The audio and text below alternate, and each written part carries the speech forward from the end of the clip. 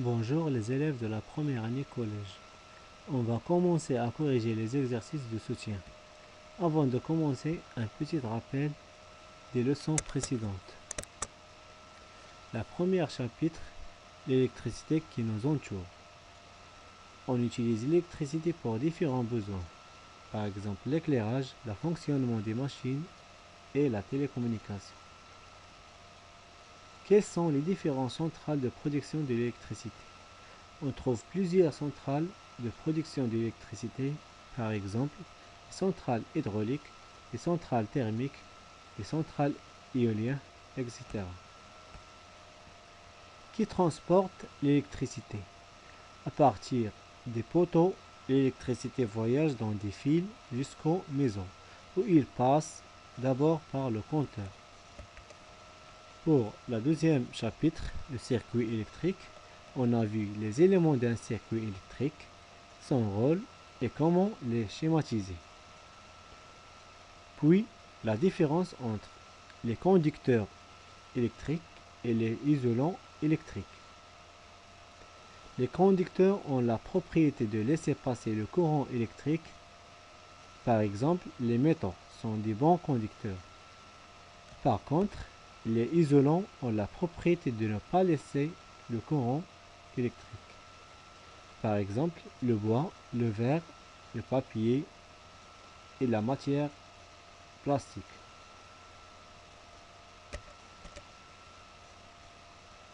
Le troisième chapitre, le montage électrique. On a deux sortes de montage électrique.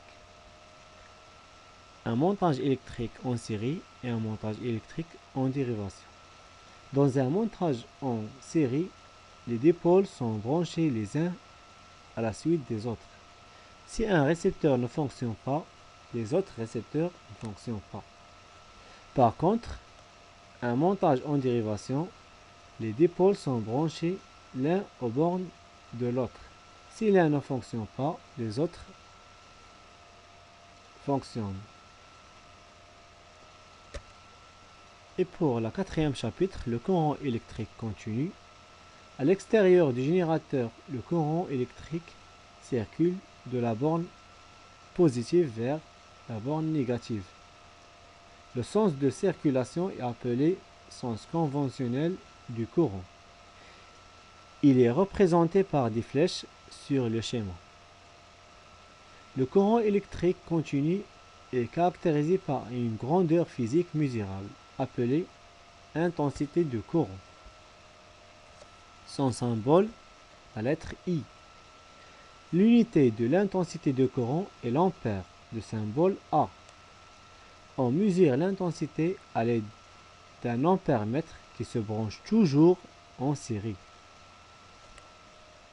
Et pour la tension électrique entre deux points d'un circuit est la différence électrique entre ces deux points. La tension électrique est notée U et son unité est le volt, de symbole la lettre V. On mesure la tension électrique entre deux bornes d'un dipôle à l'aide d'un voltmètre qui se branche toujours en dérivation avec ce dipôle. Passons maintenant à la correction de l'exercice 1. On produit l'électricité dans les stations électriques, parmi lesquelles il y a les stations hydrauliques.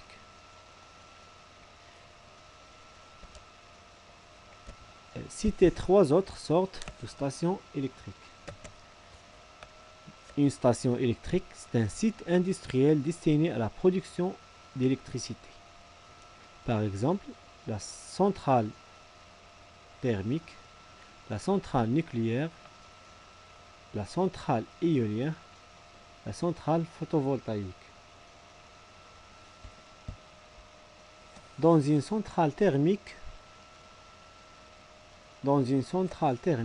on chauffe de l'eau dans une chaudière pour obtenir de la vapeur d'eau sous pression.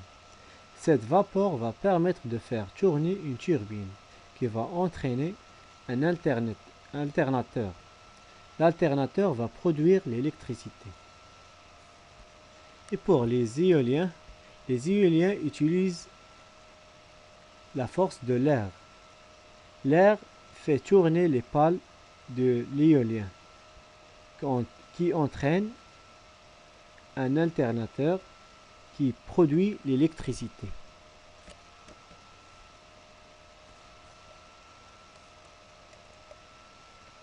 Passons maintenant à l'exercice 2. Donc on doit compléter les phrases.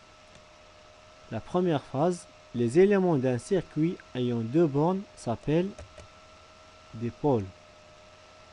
Les dipôles qui est à l'origine du courant électrique dans un circuit s'appellent générateurs. Les dipôles qui nécessitent le courant électrique pour fonctionner s'appellent les récepteurs. L'interrupteur permet d'ouvrir ou de fermer le circuit électrique.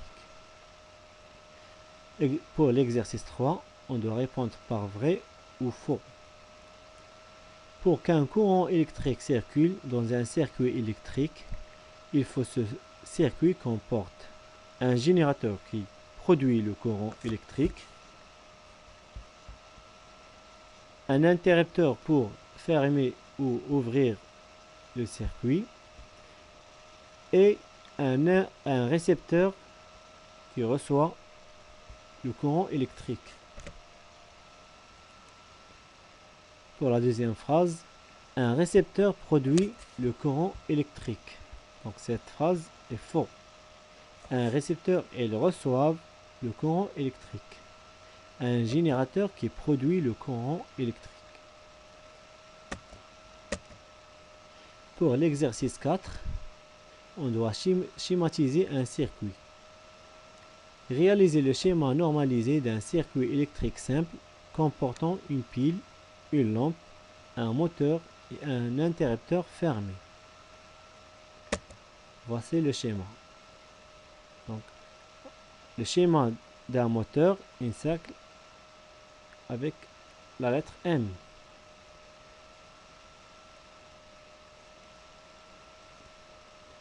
Passons maintenant à l'exercice 5. Donnez le nom de chaque élément du circuit ci-contre. L'élément 1, c'est un générateur. L'élément 2, c'est un moteur. L'élément 3, c'est une lampe. L'élément 4 sont des fils de connexion. Le numéro 5, c'est un interrupteur ouvert. Pour la question 2, lorsqu'on ferme le circuit, est-ce que la lampe brille ou non? Et on doit justifier la réponse. Si l'interrupteur est fermé, le courant circule au bord de la lampe et la lampe brille.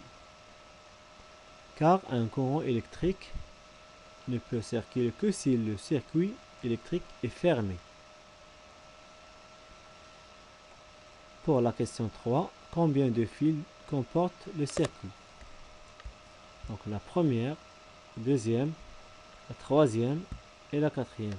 On a 4 fils. Le circuit comporte 4 fils. Que représentent les points A et B? Les points A et B sont les bornes, représentent les bornes du générateur. Pour l'exercice 6, on doit compléter le dessin du circuit en rajoutant des fils pour que les lampes puissent briller. Donc on ajoute schéma 1, schéma 2.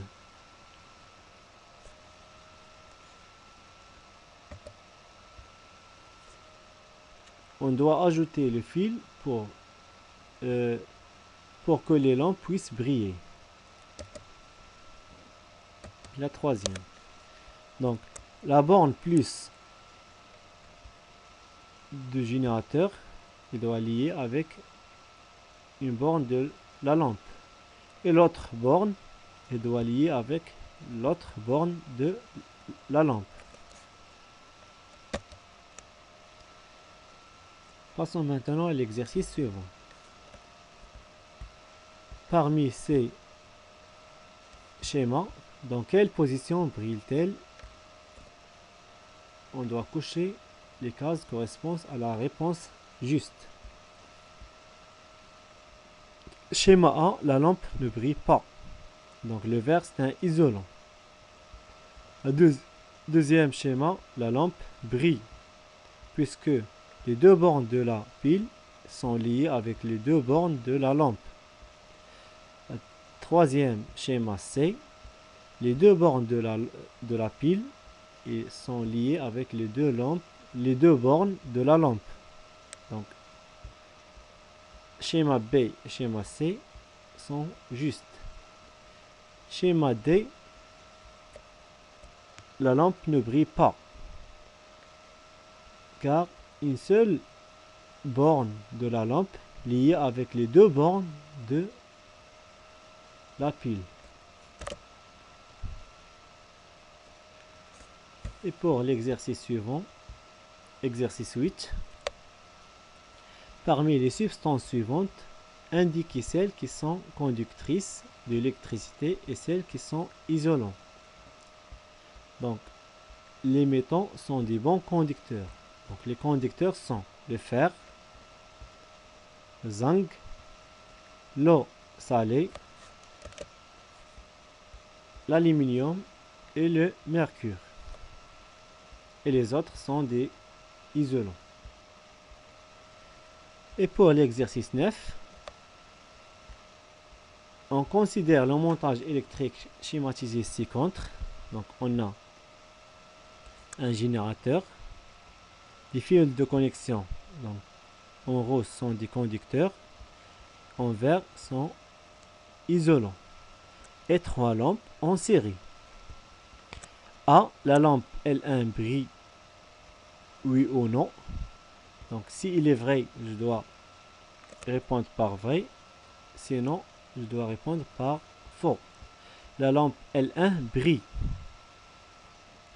Donc on a un isolant, donc le courant ne circule pas, donc c'est un circuit ouvert.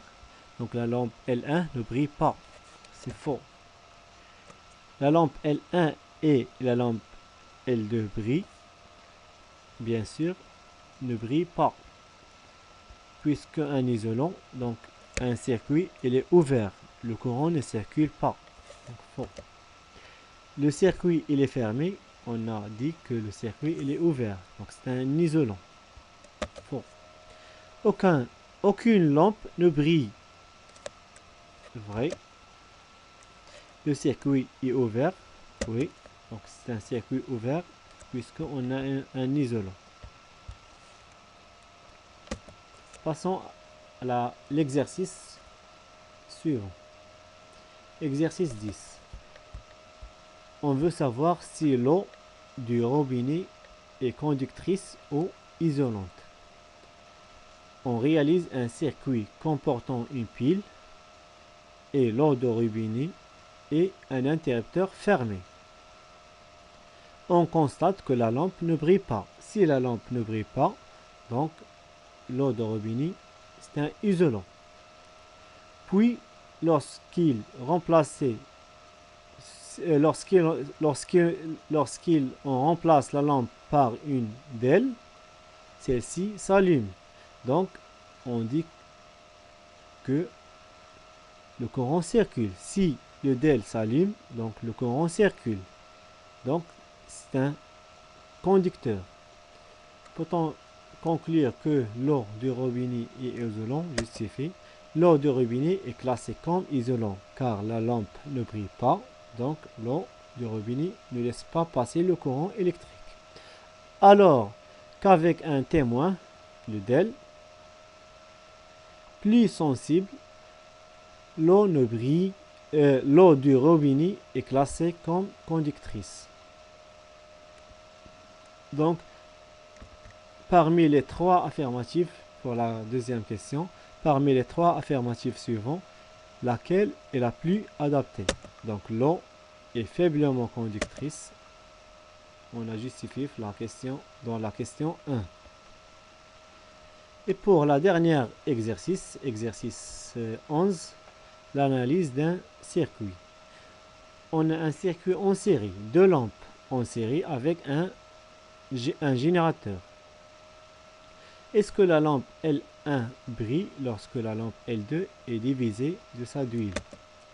La lampe L1 ne brille pas lorsque la lampe L2 est divisée, puisque c'est un circuit en série. Dans un circuit en série, si une lampe est grillée ou divisée, les autres récepteurs ne fonctionnent plus.